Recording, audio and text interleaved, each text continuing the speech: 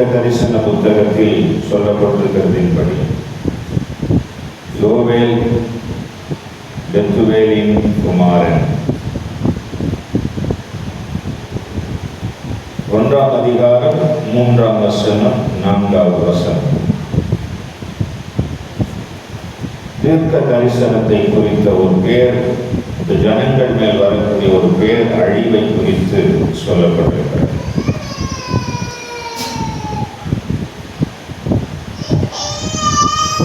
ஒன்றாம் அதிகாரம் 13ஆம் வசனம் 14வது வசனம் 15வது வசனம். கர்த்தருடைய நாள் சமீபமாயிருக்கிறது என்று சொல்லப்பட்டிருக்கிறது. 1ஆம் அதிகாரம் 3ஆம் வசனம் 4ஆம் வசனம் ஒரு பெரிய அழிவு வருகிறதாக சொல்லப்படுகிறது. அதே 1ஆம் அதிகாரம் 13ஆம் வசனம் 14வது வசனம் 15வது வசனத்துல கர்த்தருடைய நாள் சமீபமாக இருக்கிறது என்று சொல்லப்படுகிறது. அதனால பரிசுத்த உபவாச நாளை நியமியுங்கள், விசேஷித்த ஆசரிப்பை கூறுங்கள், மூப்பரையும் தேசத்தின் எல்லா குடிகளையும் உங்கள் தேவனாகிய கர்த்தரின் ஆலயத்திலே கூடி வர செய்து கர்த்தரை நோக்கி கூப்பிடுங்கள்.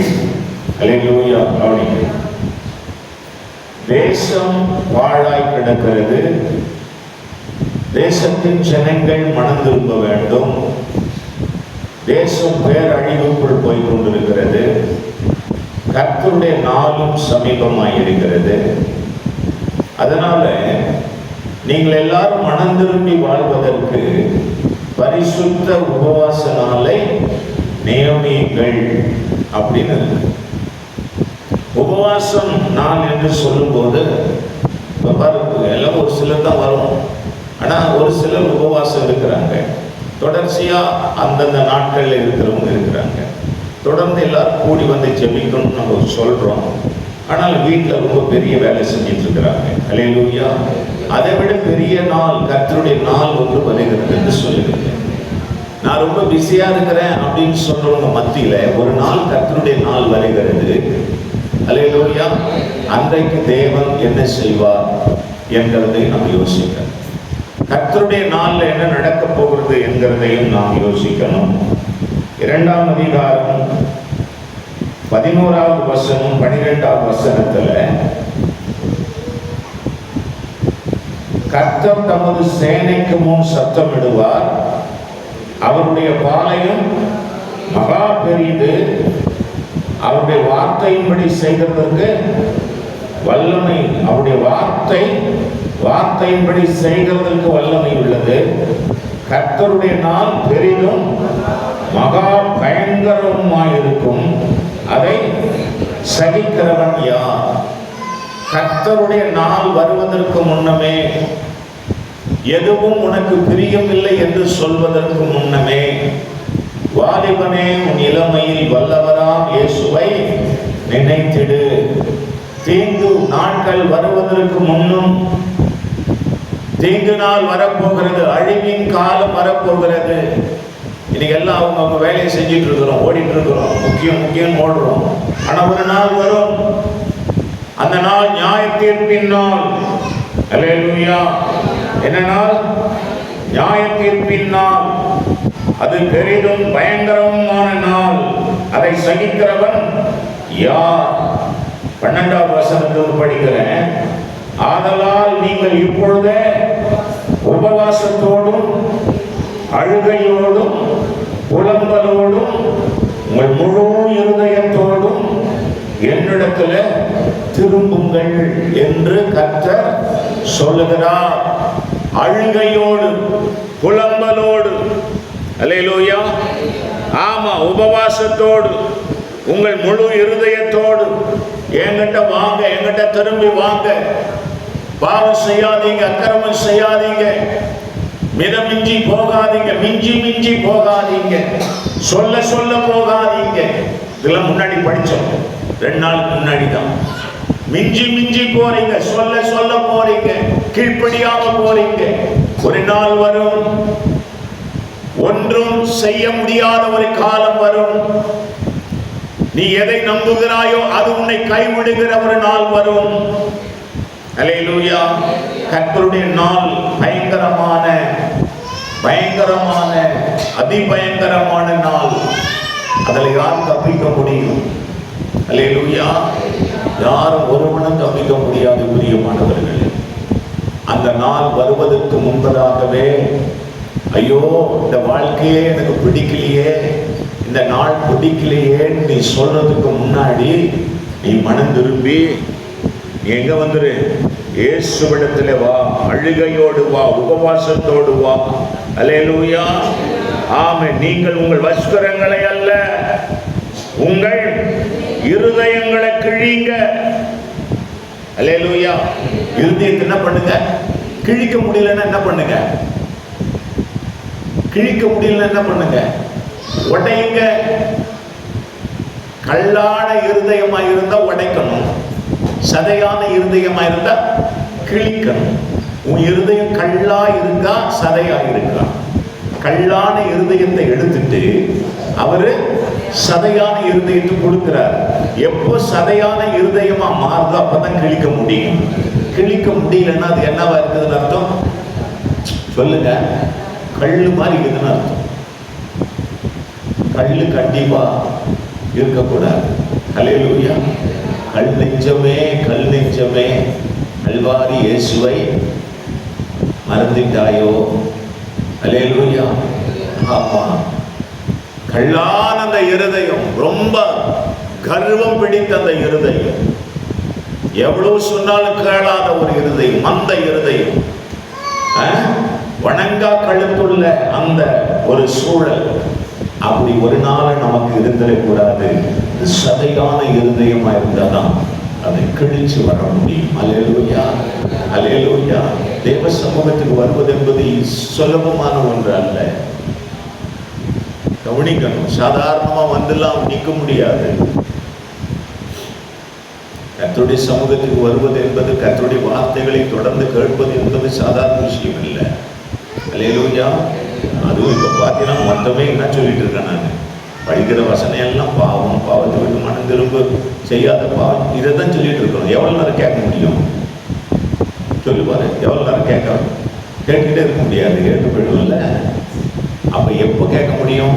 உண்மையா மனம் திரும்புதலை பெற்றால் தான் கேட்க முடியும். அல்லேலூயா. அதை கவனிக்கணும். தேவனுடைய சமூகத்துல இந்த பொல்லாத காலம் வரும். இந்த காலத்துக்கு முன்பதாக நாம் தேவனோடு கூட சேர்ந்து விட வேண்டும். அல்லேலூயா. அதை தான் அந்த வசனங்கள் நமக்கு சொல்லுகிறது. 11 படிக்கிறோம். உங்கள் வஸ்திரங்களை அல்ல, உங்கள் இருதயங்களை கிழித்து உங்கள் தேவனாகிய கர்த்தரிடத்தில் திரும்புங்க. அவர் இரக்கமும் மன உருக்கமும் நீடிய சாந்தமும் மிகுந்த கிருபையும் உள்ளவர். அவர் தீங்குக்கு மனஸ்தாபப்படுகிறவருமாய் இருக்கிறார். ஒருவேளை அவர் திரும்பி மனஸ்தாபப்பட்டு உங்கள் தேவனாகிய கர்த்தருக்கு போஜன வழிகளையும் பான வழிகளையும் செலுத்துவதற்கான ஆசீர்வாதத்தை தந்தருள்வார். சீயோனில் எக்காலம் ஊதுங்கள், பரிசுத்த உபவாச நாளை நியமிங்கள், விசேஷித்த ஆசரிப்பை கூறுங்கள், ஜனத்தை கூட்டுங்கள், சபையை பரிசுத்தப்படுத்துங்கள், முதியோரை சேருங்கள், பிள்ளைகளை பால் உண்கிற குழந்தைகளையும் கூப்பிடுங்கள். மணவாளன் தன் அறையையும் மணவாட்டி தன் மறைவையும் விட்டு வெளியே வா. அப்பதான் கல்யாணம் ஆச்சுலாம் சொல்லக்கூடாது. அல்லேலூயா. வெளியே வா. கர்த்தரின் பணிவிடக்காரராகிய ஆசாரியர்கள் மண்டபத்துக்கும் பலிபீடத்துக்கும் நடுவே அழுது, கர்த்தாவே, நீர் உமது ஜனத்தை தப்பவிட்டு புறஜாதிகள் அனைவர்களையும் பழிக்கு நிந்தைக்கு உமது சுதந்திரத்தை ஒப்புக்கூடாதிரும். உங்கள் தேவன் எங்கே என்று புறஜாதிகளுக்குள்ளே சொல்லப்படுவானே என்பார்களாக. அப்பொழுது கர்த்தர் தமது தேசத்துக்காக வைராக்கியம் கொண்டு தமது ஜனத்தை கடாட்சிப்பார். கர்த்தர் மறுமொழி கொடுத்து தமது ஜனத்தை நோக்கி, இதோ நான் உங்களை இனி புறஜாதிகளுக்குள்ளே நிந்தையாக வைக்காமல் உங்களுக்கு தானியத்தையும் திராட்சரசத்தையும் எண்ணெயும் கொடுத்தேன், நீங்கள் அதனால் திருப்தியாவீர்கள். அல்லேலூயா. அல்லேலூயா. ஆமென். பணி 21. தேசமே பயப்படாதே, மகிழ்ந்து களி, ஒரு கர்த்தர் பெரிய காரியங்களை செய்வார். வெளியின் மிருகங்களை பயப்படாதீர்கள், வனாந்தரத்திலே மேய்ச்சல்கள் உண்டாகும், விருட்சங்கள் காய்கள் காய்க்கும், அத்தி மரமும் திராட்சை செடியும் பலனை தரும். தொடர்ந்து 25 நான் உங்களிடத்தில் அனுப்பின என் பெரிய சேனையாகிய வெட்டுக்கிளிகளும் பச்சை கிளிகளும் முசுக்கட்டை பூச்சிகளும் பச்சை புழுக்களும் பட்சித்த வருஷங்களின் விளைவை உங்களுக்கு திரும்ப அளிப்பேன். நீங்கள் சம்பூர்ணமாக சாப்பிட்டு திருப்தி அடைந்து உங்களை அதிசயமாய் நடத்தி வந்த உங்கள் தேவனாகிய கர்த்தருடைய நாமத்தை துதிப்பீர்கள். என் ஜனங்கள் ஒருபோதும் இதெல்லாம் நல்லதா இருக்குது. என் ஜனங்கள் ஒருபோதும் இதெல்லாம் நல்லா இருக்கு. ஆனா ஆண்டவர் இந்த விருப்பத்தை என்ன, நீ திருப்பி வா, நீ இன்னும் தப்பு பண்ணிட்டு இருக்கிற, நீ என்னை விட்டு வெளியே இருக்க, தூரமா இருக்க. அல்லேலூயா. ஆமா, இதனால் பேரழிவு வருகிறது. இதனால் பேரழிவு வருகிறது. 1-3 படிச்சு இல்லையா, அதுதான் ஆரம்பம்.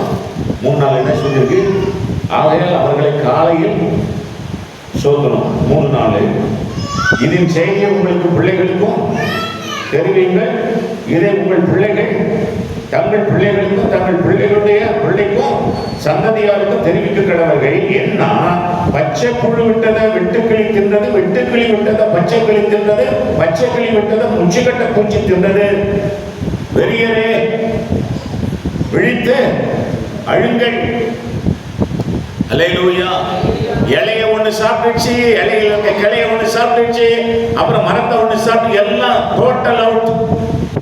எப்போ கர்த்தரை விட்டு பிரிந்து கர்த்தருக்கு விரோதமான பாவங்கள் செய்யும் போது இதெல்லாம் நடக்குது. கவனிக்கணும். பொருளாதாரம் தேவன் தருவது. அல்லேலூயா. அதை நாம் தக்க வைத்துக் கொள்ள வேண்டும். ஆமென் சொல்லுங்க. அல்லேலூயா. அதை நாம் தக்க வைத்துக் கொள்ள வேண்டும். ஒரு நாளும் தேவனுக்கு முன்பாக நாம் துரோகமான காரியங்களை செய்துவிடக்கூடாது. அல்லேலூயா. ஆமென். சில நேரங்களில் பணத்தினால் வருகிற அந்த சோதனம், தைரியம், பணத்தினால் தைரியம் வரக்கூடாது.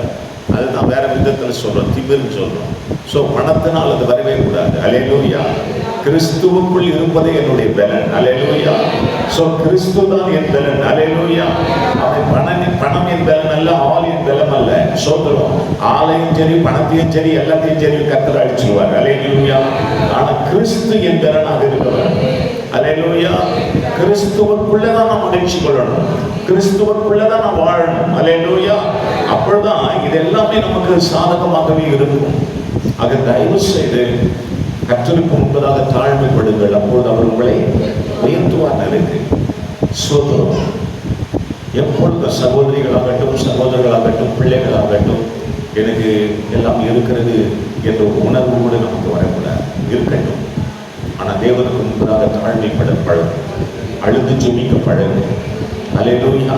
நாங்கள் நிர்மூலமாகாமல் இருக்கிறது அந்த எண்ணம் எப்பொழுதும் இருக்க வேண்டும். எப்போ வேண்டுமானாலும் நாம் விழலாம், எப்போ வேண்டுமானாலும் நிர்மூலமாகலாம், எப்போ வேண்டுமானாலும் ஒரு பொருள் நம்மை விட்டு கடந்து போகலாம். அதை எல்லாவற்றையும் பாதுகாக்கணும்னா தேவ தயவு, தேவ கிருபை, தேவனுடைய இரக்கம் நமக்கு எப்பொழுதும் இருக்க வேண்டும். அல்லேலூயா. அதை தான் இங்கே அதிகமாக இந்த வசனங்கள் யோவேல் அதை முக்கியப்படுத்துகிறார். அல்லேலூயா. சோதரம் கவனிக்கணும்.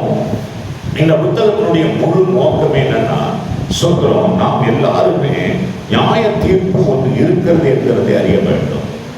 எல்லாத்துக்கும் ஒரு தீர்ப்பு இருக்கிறது, நியாய தீர்ப்பு இருக்கிறது, தண்டனை இருக்கிறது. எல்லாருமே நம்முடைய வாழ்க்கை குறித்து கண்டிப்பாக கணக்கு கொடுத்தே ஆக வேண்டும். நல்லதுக்கு கெட்டதுக்கு கண்டிப்பாக தேவன் தீர்ப்பு வைத்திருக்கிறார். அல்லேலூயா. இதை கண்டிப்பாக எல்லாருமே நம்பணும், விசுவாசிக்கணும். எப்படி வேணாலும் வாழ்ந்துடலாம், பேசிடலாம், செஞ்சிடலாம் அப்படின்ற எண்ணம் நமக்கு இருக்கவே கூடாது. மனிதன் எதை விதைக்கிறானோ அதை அறுப்பான், அறுவடை செய்வான். அது நடக்கும், அது நிச்சயம் ஒரு நாள் நடக்கும். அதனால தான் அந்த எண்ணங்கள் நம்ம எப்பொழுதும் இருக்க வேண்டும், எப்பொழுதும் இருக்க வேண்டும். ஒரு நாளும் தீங்குக்கு, தீமையான விஷயங்களுக்கு நாம் மிகவும் கவனமாக இருக்க வேண்டும். ஸோ நம்முடைய வாழ்க்கை இப்போ நான் ஒரு 70 வருஷம் 75 வருஷம் ஒரு 80 வருஷம் நான் இருக்கிறேன் அப்படின்னா, அத்தனை வருடங்கள்ல நான் செய்த நல்லது கெட்டது எல்லாவற்றுக்கும் நான் தேவனிடத்தில் கணக்கு கொடுக்க வேண்டும். யாரும் தப்பிக்க முடியாது. ஆக கவனிக்க வேண்டும். ஆக தேவனுடைய சமூகத்தில் எல்லாவற்றை குறித்து தேவனுக்கு நாம் கணக்கு ஒப்புவிக்கக்கூடியவர்களாக இருக்கிறோம். அதனாலதான் இந்த வசனங்கள் என்ன சொல்லுகிறது, நியாய தீர்ப்பு ஒன்று ஒவ்வொரு மனிதனுக்கும் உண்டு என்கிறதை தேவனுடைய வார்த்தையின்படி நாம் விசுவாசிக்க வேண்டும். அது இருந்ததுனாலே நம்ம கொஞ்சம் கேர்ஃபுல்லா இருக்கும். அல்லேலூயா. ஆமா, நாம் இந்த உலகத்துல என்ன வாழ்றோமோ அது பரலோகத்துல நமக்கு கிடைக்க போகிறது. அதனால்தான் வேதம் சொல்லுகிறது, பரலோகத்திலே உங்களுக்கு பொக்கிஷங்களை சேர்த்து வையுங்கள், பரலோகத்தில் உங்களை ஏற்றுக்கொள்வார் உண்டாகும்படி. ஆக நாம் நித்திய காலமாய் வாழப்போகிற அந்த இடத்துல எப்பொழுதும் தேவனோடு இருக்கக்கூடிய அந்த கிருபையை உடையவர்களாக நம்ம மாறணும். அதுக்கு தேவன் நமக்கு கிருபை தரணும். எப்படி வேணாலும் வாழ்ந்துட்டு தப்பிச்சுட்டு அங்க போயிடலாம்லாம் போக முடியாது. அப்போ நியாய தீர்ப்பு, ஜட்ஜ்மெண்ட் இருக்கு. தேவன் நீதியாய் நியாயம் செய்கிறவர். அல்லேலூயா. எல்லாத்தையும் தேவன் எடுத்துட்டு வா, உன் புக்கை எடுத்துட்டு வா, நோட் எடுத்து அங்க குறிப்பு எழுதி வைத்திருக்கிறது. ஞாபக புத்தகம் இருக்கிறதாக சொல்லுது வேதம். அல்லேலூயா. நமக்குன்னு ஒரு தேவதூதன் இருக்கிறான் பிரியமானவர்கள். ஸ்டீபனுக்குன்னு ஒருத்தன் இருக்கிறான், பக்கத்திலே இருக்கிறான். அவன் கரெக்டா கொண்டு போய் மொத்தத்தையும் அங்க கொடுத்துருவான். அல்லேலூயா. அதே போல உங்கள் ஒவ்வொருவருக்கும் ஒவ்வொரு தேவதூதன் கொடுக்கப்பட்டிருக்கிறான். அது நீங்க அறியறீங்களோ அறியலையோ, உங்களோடு கூட அவன் இருக்கிறான். அவன் மெசஞ்சர். உங்களை குறித்த, என்னை குறித்த விஷயங்களை தேவனுக்கு சொல்லிக் கொண்டிருக்கிறான். தேவனுக்கு முன்பதாக நாம் போய் ஒரு நாள் நிற்கணும். இதை நாம் உணரணும். அதனால கொஞ்சம் பயந்து வாழணும். அவருக்கு பயப்படுகிற பயம் எப்பொழுதும் நம்முடைய இருதயத்துல இருக்கணும்.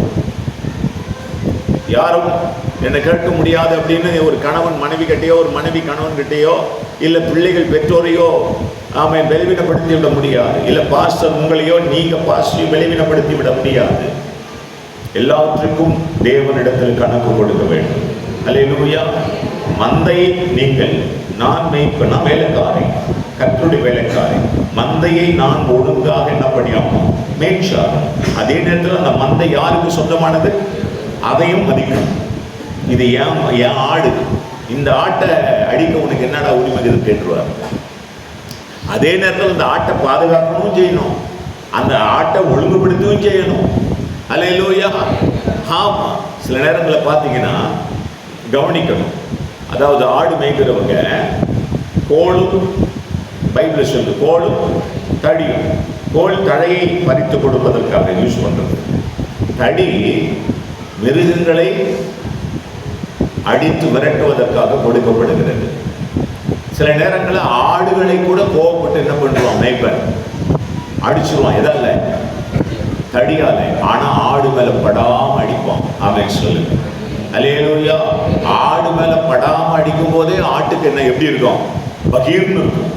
அது மாதிரி நீங்களும் பகீர்னு சில நேரத்தில் உணர்ந்துருப்பீங்க, ஆனா உங்களை அடிக்கிறது கிடையாது. அல்லேலூயா. பக்கத்துல வந்து விழுந்திருக்கும் எண்ணா, நீங்க உடனே பயந்து ஐயோ அப்படின்னு பயந்துருப்பீங்க. ஆனா உங்களை அழிக்கல்ல, உங்களை உருவாக்கவே மேம்பன். அல்லேலூயா. அதுதான். அதனால தேவனுக்கு நாம் எல்லாருமே கணக்கு கொடுக்கணும். ஸ்டீபன் போயிட்டு எல்லாத்தையும் கணக்கு கொடுக்கணும். அதனால பயந்துதான் நம்ம செய்ய வேண்டியதா இருக்கு. அதனால மனம் திரும்பின ஒரு வாழ்க்கை வாழ வேண்டும். மனம் திரும்புதலை குறித்து இந்த வேதம் சொல்லு. நியாய தீர்ப்புன்னு ஒண்ணு இருக்குப்பா.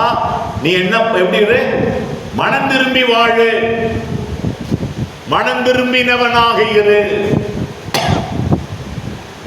மனம் திரும்பின ஒரு வாழ்க்கையை நானும் நீங்களும் சபையார் எல்லாரும், கர்த்தருடைய பிள்ளைகள் எல்லாரும் வாழணும்.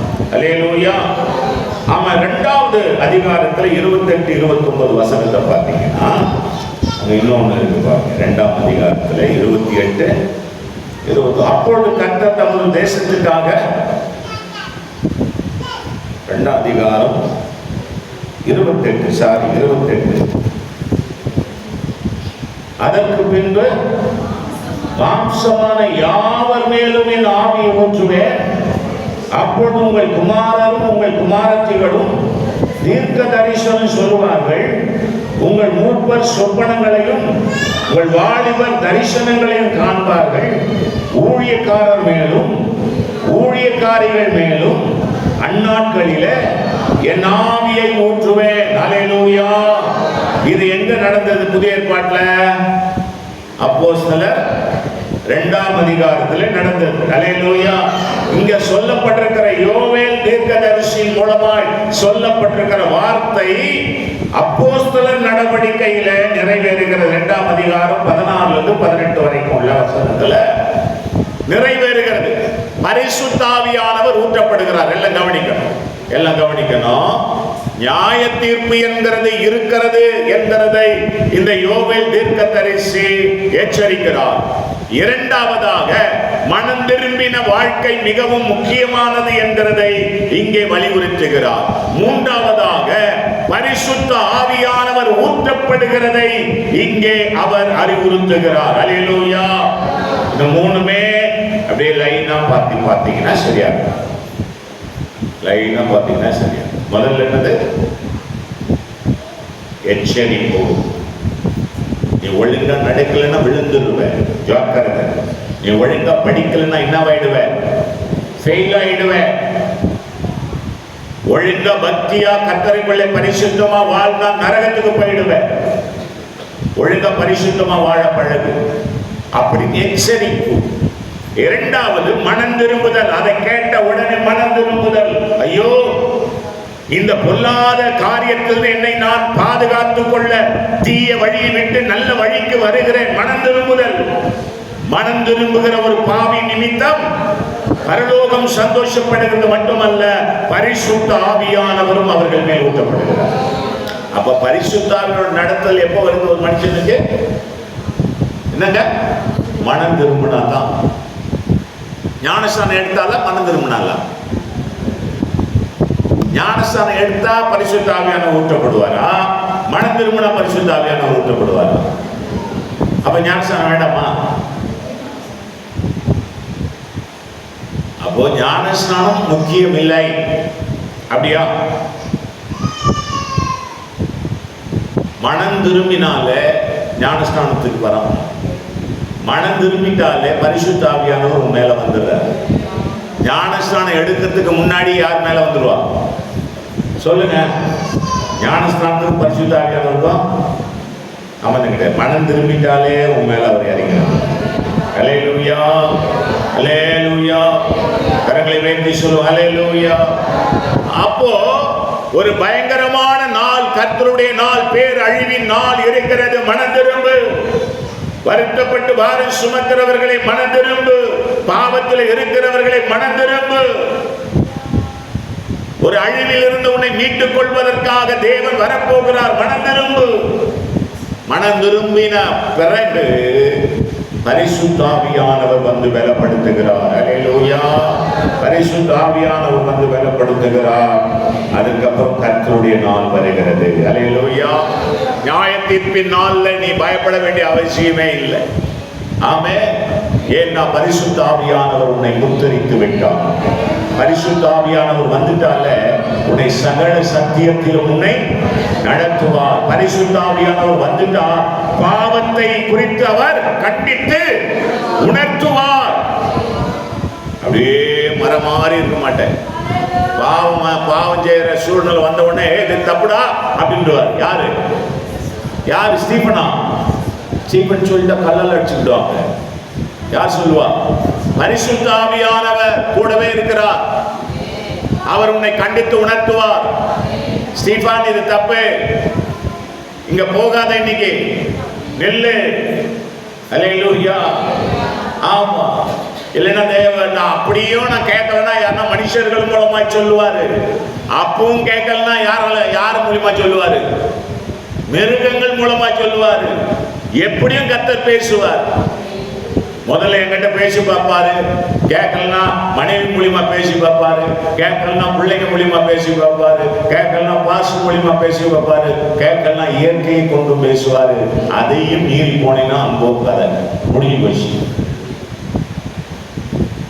ஜாக்கிரதை, ஒழுங்கா போ அப்படின்னு மிரட்டி அனுப்புனார். யார?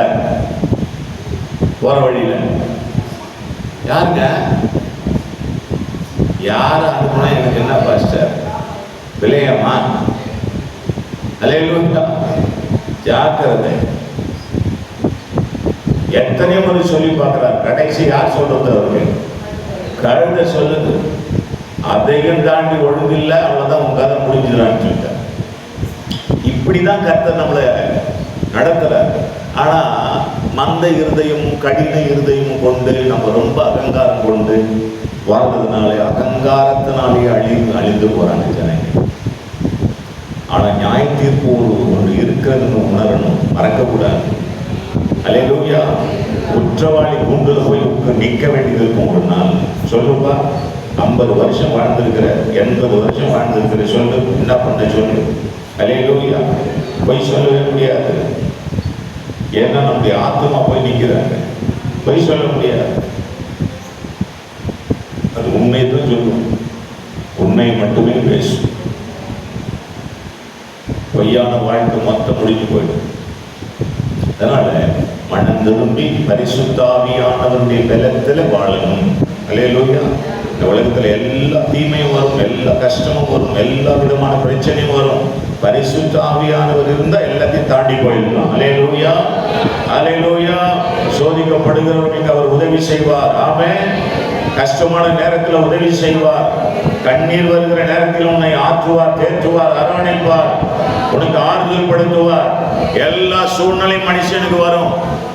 ஐயோ கஷ்டமா இருக்குது பாஸ்டர். கஷ்டம் எல்லாருக்கும் உண்டு. பிரச்சனை, வீட்டில் பிரச்சனையா, சண்டையா, எல்லாத்துலையும் உண்டு. எல்லா பிரச்சனையும் வரும். எல்லாத்தையும் தாண்டி வரணும். அல்லேலூயா. விசுவாச வாழ்க்கை சாதாரணமானது அல்ல. கவனிக்கணும். அதாவது விசுவாசம் இப்போ அங்கே நின்று ஒரு வார்த்தை பாடுறது, ஜெபிக்கிறதோ இல்லை ஒரு வசனத்தை படிக்கிறதோ இல்லை ஒரு பாட்டு பாடுறதோ சாதாரண விஷயம் இல்லை. ஒரு நாள் கூத்தடிச்சுட்டு போயிடலாம். அல்லேலூயா. ஆனால் ரெகுலர் பண்ண முடியாது. ரெகுலரா நீ ஒரு காரியத்தை செய்யணும்னா பலவிதமான பிரச்சனைகளை சந்திக்க வேண்டியதா இருக்கும். அதுக்கு உனக்கு சரியான உன்னையே அடக்கி ஆளுகிற ஒரு சூழல் வரும். அல்லேலூயா.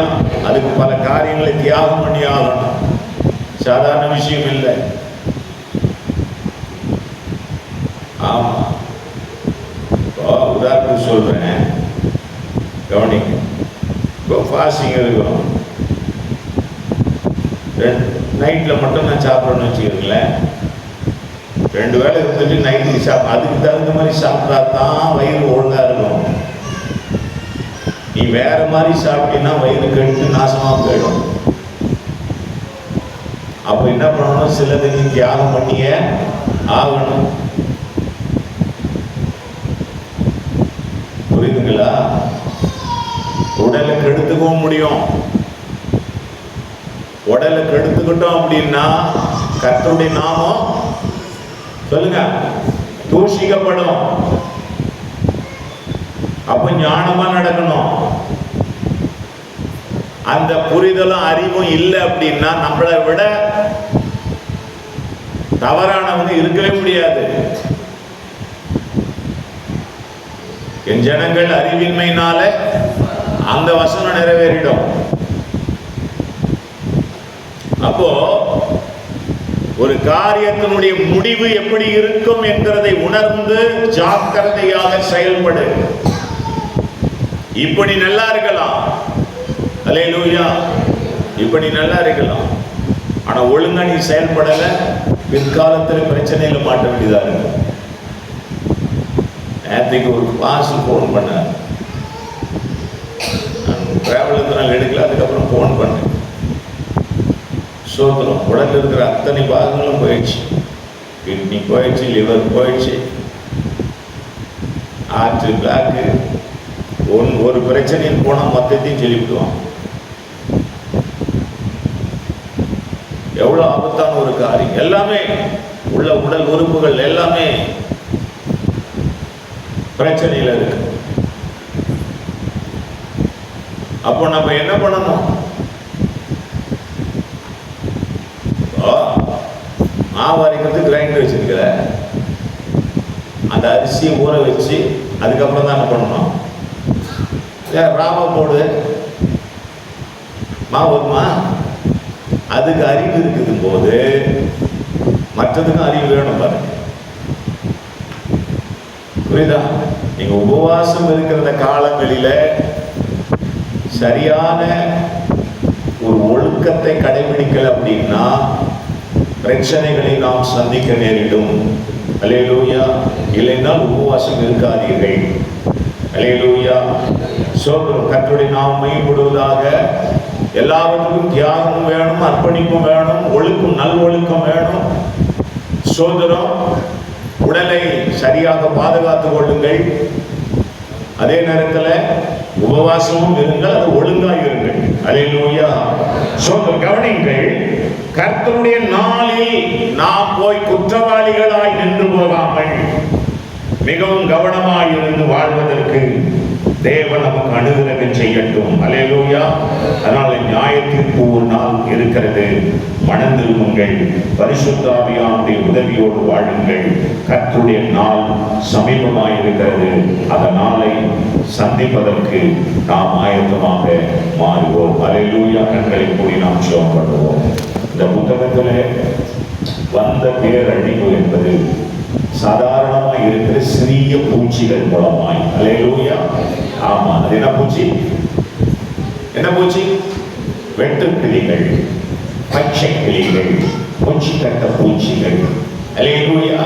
சின்ன சின்ன புழுக்களை கொண்டு பேரழிவு அந்த தேசத்துக்கு வந்ததாக இந்த வசனம் சொல்லுது. அல்லேலூயா. ஆமா, ஆக இந்த அவன் சோத்திரம் கவனிக்கணும். தேவனுடைய சேனை என்பது, ஹல்லேலூயா, எகிப்து தேசத்தை பற்றி யோசித்து பாருங்க. தேவனுடைய சேனை எதெல்லாம் பயன்படுத்தினார்? கர்த்தர் எதெல்லாம் பயன்படுத்தினார்? அதை யோசித்து பாருங்க. ஹல்லேலூயா, ஹல்லேலூயா, ஹல்லேலூயா, ஹல்லேலூயா. கர்த்தர் அப்படி செஞ்சானா நீங்களும் நானும் தப்பிக்கவே முடியாது பிரியமானவர்கள். தப்பிக்க முடியாது. தவளைகளை கொண்டு கர்த்தர் பேரழிவை ஏற்படுத்தினார். பெண்களை கொண்டு கர்த்தர் பேரழிவை ஏற்படுத்தினார்.